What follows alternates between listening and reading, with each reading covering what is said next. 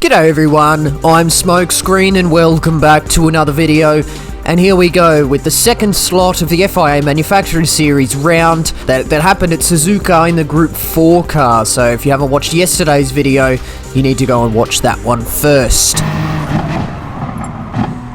Hello. Hello, Governor. But as for this video, we have to start with the qualifying session, obviously. Now, it's really important here that we get a good lap, so we have to space out, make sure we're not going to catch up to people, so there's a bit of a queue heading into the chicane. We just take it nice and easy. Just to get through here, to make sure we're not too close. Now, I probably could have gone for some slipstream, but I did all of my practice without slipstream, taking a nice wide line through the final turn on the build up to the lap to get the most speed possible down the straight. So why is it so important that I get a good qualifying time here? Well, because we've just come off yesterday's video, we've just come off slot 1, where we got 237 points, if I recall correctly, from that particular race. And I'm pretty sure to improve on that result, I needed to get at least 6th position in this race. So it was really important I get qualifying right. So what is a good qualifying time around here, you may ask? Anywhere in the 5s is a decent qualifying time, and then for me, I was able to achieve mid-5s with my fastest qualifying simulation of the day being a 2 minutes 5.4. But I know it's probably a little bit unrealistic to only be satisfied with the fastest of the day, because your quickest qualifying time is often difficult to replicate. So for this qualifying session here, I'll probably take a 0.6, a 0.7 probably is the slowest that I'd be satisfied with. Now you may be looking at this lap and just thinking it's not been a bad lap so far, and you're right, it actually hasn't been. We haven't dropped off majorly, and the Viper behind, if anything, is a little bit further off than he was at the start of the lap. So coming into Spoon here, going to make sure to get this braking point right. I was probably on the brakes a little bit too long there. Generally, you can sort of get off the brake and roll all the speed into the corner there, and I didn't even meet the curb on the outside on that exit of turn 13 of Spoon there. So a little bit of time left on the table, but I'm sure we'll have a look behind in a second and see just how close this Viper is behind as a Ferrari 458 pulls off out of the way very kindly. Very poor 130R, if I do say so myself. A minimum apex speed there of about 217. You really want to be looking for a 224 minimum apex speed, so really not the best run through 130R, but we get through the chicane and the final turn. The Viper is right on my tail, basically, across the line. It's only a 6. 206.0, that's really not fast enough, I'm sorry. And have a look at the pole position time there currently, a 205.7, so I could have quite easily been on for a pole position. Here, I'm 2/10 down on that sector split there, so the Viper is going to have my slipstream all through this lap. I think we get a much better Spoon that time. I've fast-forwarded, obviously, and heading through 130R, a much better minimum apex speed there, but heading up across the line, it's no improvement, in fact. 0.02 of a second slower than the first qualifying time that we put in there. Oh, that's annoying. That's not what I wanted. Spoon, mate. That was in reference to me, by the way, not the corner. The Viper behind actually overtook us as well and got into 7th position ahead of us, so we've qualified in 8th with an 06.0, no good. But at least we get to enjoy the Manufacturer Series introduction.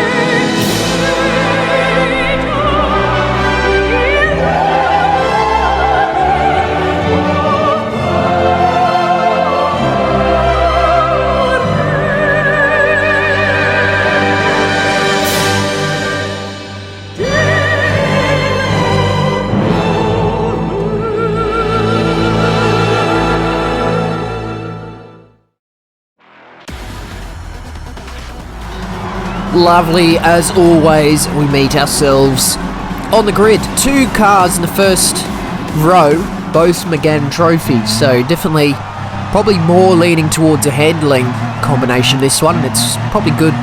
Those McGann trophies will be very good in the race because of the tyre wear.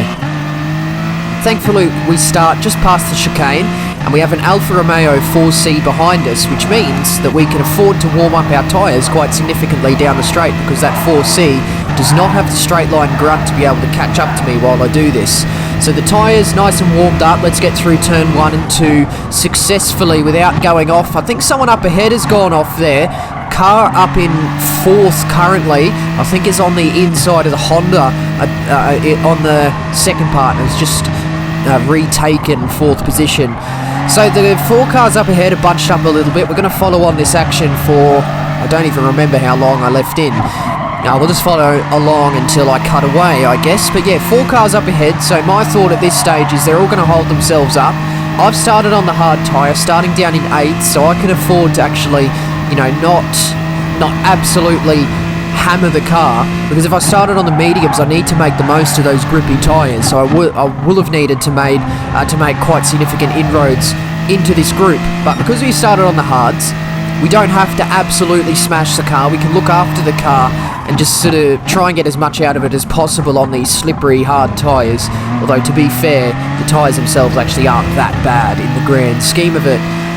Really, what rewards you at this track is smooth driving, so even with the hard tyres on, you still drive smoothly enough for it to not be a huge issue, so it wasn't really too bad at all. But the group up ahead has kind of just got off each other's tail a little bit. The 2 Hondas have stretched away from the BMW in 6th, so I can tell it's actually struggling a little bit. You can see they're just going a little bit wide. The Viper follows, and I follow suit as well, but I can tell that the BMW driver of Ryzen Quali is on the back foot at the moment. The Viper's absolutely hammering the rear end of that BMW M4 there, and my suspicions are confirmed. He was struggling alright, and he's done a nice pirouette. Well, that's 1 position up. Yes, not quite offering my condolences like I probably should have. That, to me, is just a position that I don't have to overtake, I don't have to earn, essentially.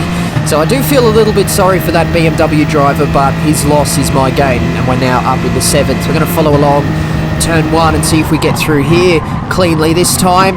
It's actually an okay rendition of that there. The group up ahead has closed in again, and I think there's a new car in the fray. I'm not quite sure what car it is, but we skipped through that lap, setting a 2:10.1, which I guess is okay with a car full of fuel on hard tyres. They're going side by side up ahead, so I was looking to see if they would have a little bit of a coming together and go off there. But instead of them going off, I'm going to go off. I've done the mistake again. I've gone off at turn 1 like an idiot. I didn't go way off the track. Why do I do that? Quite frustrated with myself, obviously, yeah. I didn't go all the way off the track at least, so I guess I didn't drop too much time. I maybe lost 2 seconds. I mean, I'm having a look at the gap to 6th place, and it's 3.1 essentially. I mean, how far were they up the road when we went into the corner? A little over 1, so it's not been so bad, I guess. Only losing maybe 2 seconds from that little incident there. But we had the dirty tyres all the way through the last sector, and guess what? We're now being absolutely hounded by Ryzen Quali. So that was the BMW driver that went off at 130R, who's now behind me. So now we're about as good as going off at 130R. One of the Hondas from the group up ahead has fallen out the back too, so we're going to keep an eye on that one. Potentially we have a little bit of a look at 6th position. I know that Honda can be quite a handful to drive, so it is a very real possibility that with the dirt on the tyres, I assume, also, now that Honda could be very prone to making an error. But coming back to the fight we've got for 7th position here, the BMW is definitely within range to go for a dive at Spoon, but we don't quite become victim of such a move. Get a little bit out of shape on the entry, maybe just coming off the brakes, not quite as smoothly as we needed to. I think the BMW driver behind went quite wide on the exit of Spoon again, so just got a little bit slippery down on the radar. He's going to have the slipstream coming into 130R. It is entirely possible to get a move done here. It gives me a little bit of a bump instead. Flash the hazards to say thank you, and I almost go off there. That was so close. to going off. I just turned in a bit early, and Eisenquali takes full advantage of that, going down the inside of the Casio triangle in what was honestly a lovely, neat little move from Eisenquali there. So full play, or fair play to him. But unfortunately for us, we're now down in 8th, only setting a 2:13.5 on that particular lap, so a couple of seconds off the pace thanks to a little bit of fighting and a couple of mistakes there. But we've got the slipstream of Eisenquali. We have to make sure we get through turn 1 and 2 now with the slipstream. We've actually done an okay job there. If anything, we've got a little bit closer to Eisenquali. He's run wide on the exit of turn 2. We're now going to have the dirty air through this sector, but what we've got to do is just try and mitigate the effects as much as possible and try and keep as close as possible, because we're going to follow along the rest of this lap until we cut away. I guess that's the second time I've said that, isn't it? But anyway, we've not fallen off the back. The dirty air in Group 4 is not a massive issue. It's a little bit of an issue at certain corners, but in the most part, it's not too bad. Group 4 a fairly easy category to race against each other and follow another car. Coming into Degna 2, here we go a little bit deep into Degna 2, but Eisenquali makes a bigger hash of it, going way off the track, perhaps even earning themselves some dirty tyres, which could prove to be a massive issue at the upcoming hairpin, and we'll see exactly how much time that we gain there. He was about 7 tenths ahead going into the braking zone, and on the exit here he's 5 tenths ahead, so he gained a couple of tenths through there, so I would say that he has dirty tyres. I think the dirty tyres from Degna 2 just about cleared about here, so it's not so much of an issue coming to Spoon, but we're still within the slipstream, and if we get a very good run out of Spoon and through 130R, we could potentially have a return move at Casio Triangle, just like Eisenquali did to me. So coming around the second part of Spoon, we're going to duck into the slipstream, and we mentioned before the dirty air is only an issue at certain corners. 130R and probably Degna 1 are the two corners which for which the dirty air has a really big effect. So coming into here, little dab of brakes, nice and smooth through here. Eisenquali getting a very nice line through there, using all the curb on the exit. Myself taking a little bit more conservatively because I don't want to, run wide and make a mistake like Eisenquali did on the opening lap. And he gets a much better line out of the chicane, and a car's gone in on the hard tyres. Tom driving the Honda, who's just ahead of this little jewel we have going on here, has gone into the pits. And now that I'm stuck behind Eisenquali, that kind of made me begin to think about perhaps an early pit stop, almost a little bit wide through turn 1. We managed to bring it back for turn 2 quite nicely, Eisenquali, however, getting the better power. But yes, as I was saying, I was beginning to think about an early pit stop at this stage because the Honda's gone in, and I'm like, oh yeah, I could easily pit a couple of laps before my pit window and see how we go. So the medium tyres from last video, if you remember, are good for about 12 laps, which means that I would need to pit at the end of lap 6, which means that if I want to go for an undercut, it's the end of this lap that I have to go into the pits, and I'm stuck behind Eisenquali, and I'm beginning to feel like at this stage it's going to be quite difficult to pass him on the track. So I might want to give myself the opportunity to do it with strategy as I get on the AstroTurf on the entry to Degna 2, make a complete hash of that, and drop all the way off the back of Eisenquali. Why am I so useless? Just affirming my notions with some live chat there. Really not happy with myself at the start of this race. It's not been the best opening to this race, really not on the pace that I'd like to be. Just getting caught up in a couple of little mistakes and then getting caught up in a battle with Eisenquali. We're going to fast forward all the way through to the pit entry because I think I've made the decision at this point. I'm going to pit in at the end of this lap, or basically just do whatever Eisenquali doesn't. It was unlikely that they'd go in, so I'd take the opportunity and pit one lap early, get off these hard tyres, get onto the grippy mediums, and let's see what we can do on the exit of the pit lane.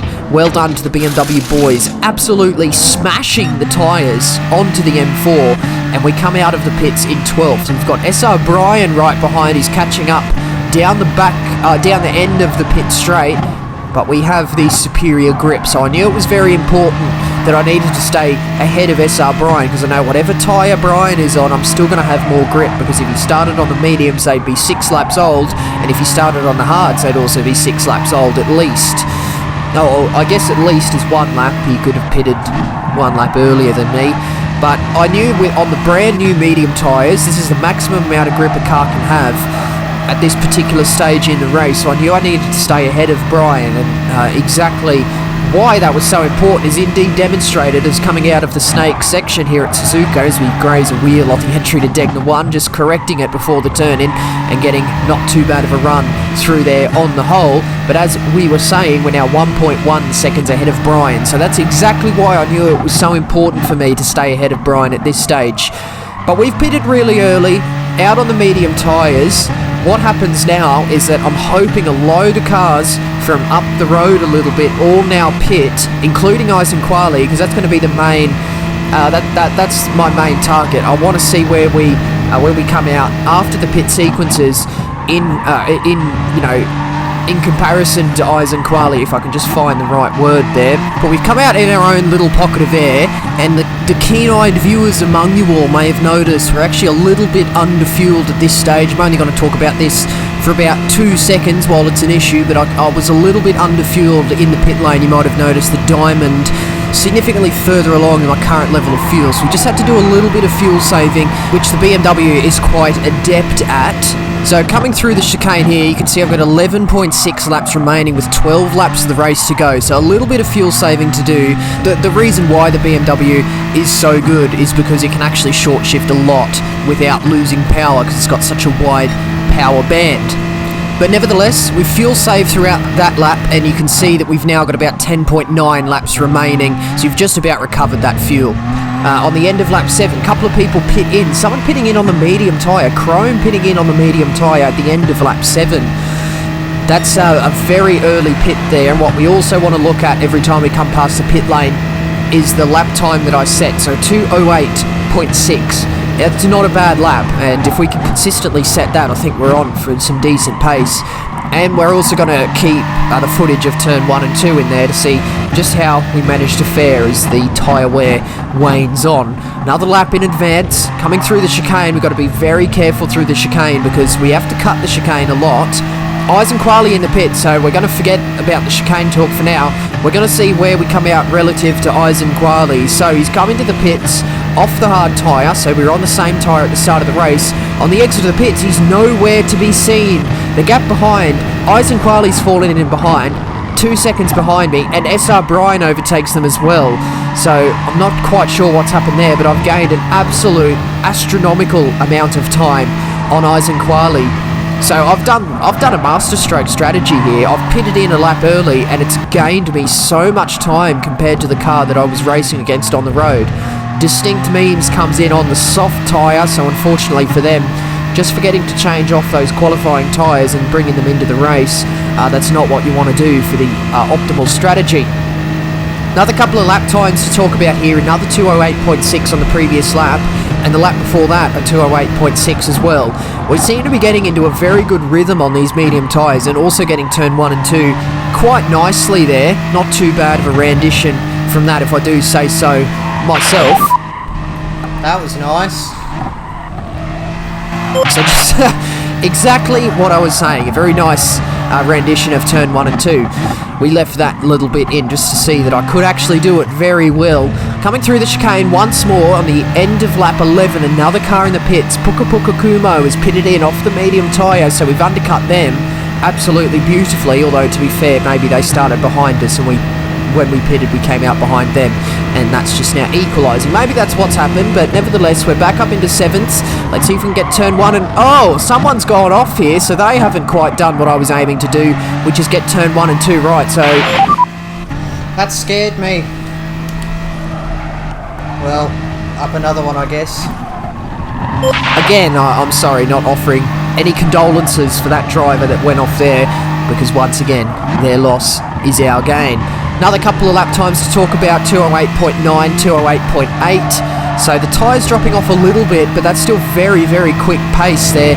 Very consistent lap times, which is exactly what I'm looking for. SRT Viper pits in, so that was the driver that started ahead of me. So this will be a very good this will be a very good driver to compare my progress in this race to, and we'll see where they come out of the pit. So they started on the medium while I started on the hard, so it was quite good that I started on the hard tyre actually, because I had no chance of catching up to them. They're way behind, in fact. So I'm not sure whether they've made a couple of mistakes there, but we've gained on them massively. They started in 7th while I started in 8th. Also getting turn 1 and 2 nice, while setting a 208.7 on that particular lap too. Skipping ahead once more, we've got TM Spirit in the pit lane, and it was quite early in the sequence here because I was wondering, you know, maybe I don't get past them because I've still got sort of 130R, the chicane and all of the main straight to do before I actually catch up to where they will be on the track. But on the exit of the chicane here, we'll see exactly where they come out. Let's see where this guy comes out. Have I done him? I've done him! Wow!